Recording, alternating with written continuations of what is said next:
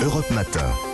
Dimitri Pavlenko. L'innovation sur Europe 1. Bonjour Anissem Bida. Bonjour Dimitri, bonjour à tous. Allez, en ce lundi, une bonne nouvelle pour tous ceux qui déverrouillent leur téléphone par reconnaissance faciale. Désormais, ça va fonctionner même quand on porte un masque. Oui, et il était temps parce que depuis 2 ans qu'on porte les masques, c'était ce qui était un avantage avant, pouvoir déverrouiller son téléphone d'un coup d'œil, c'est devenu quand même un sérieux handicap puisqu'on est obligé de taper son code maintenant plusieurs fois par jour, souvent en public, ou de mettre son masque sur le menton à chaque fois qu'il faut valider un mot de passe sur les iPhones. Ça a même fini par rendre nostalgique du vieux capteur d'empreinte digitale qui avait disparu. Moi, je suis encore à ça et ça me convient très bien.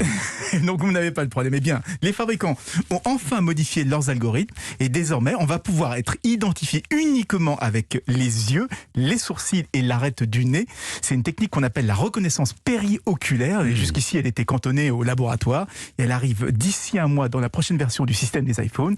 Et Google, Samsung planchent également dessus pour les téléphones Android. Est-ce qu'il n'y avait pas déjà des techniques qui permettaient de déverrouiller son mobile avec un masque? Alors si, mais c'était surtout de la bidouille. Par exemple, enregistrer son visage avec seulement la moitié d'un masque d'un côté puis de l'autre, mais bon, ça marchait une fois sur deux.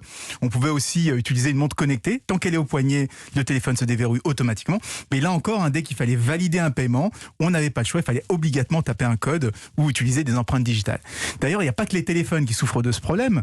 Le contrôle d'accès à certains locaux, la gestion des passeports à l'aéroport ou des systèmes de surveillance, tous paniquent dès qu'une personne se présente avec un masque. Et bien là encore, les spécialistes du secteur commencent à prendre en compte les visages masqués et même les visages cagoulés. Mais est-ce que c'est fiable? Non, clairement. D'ailleurs, Apple prévient que son système est beaucoup moins sûr que si on avait le visage complètement découvert. Alors, pour déverrouiller son téléphone, c'est pas bien grave, mais s'il s'agit d'autoriser un accès ou d'identifier un voleur, difficile d'imaginer que ça sera suffisant quand même. Le truc qui regarde que les yeux, même cagoulé. Oui, effectivement. Merci Anissem Bida. Europe Matin.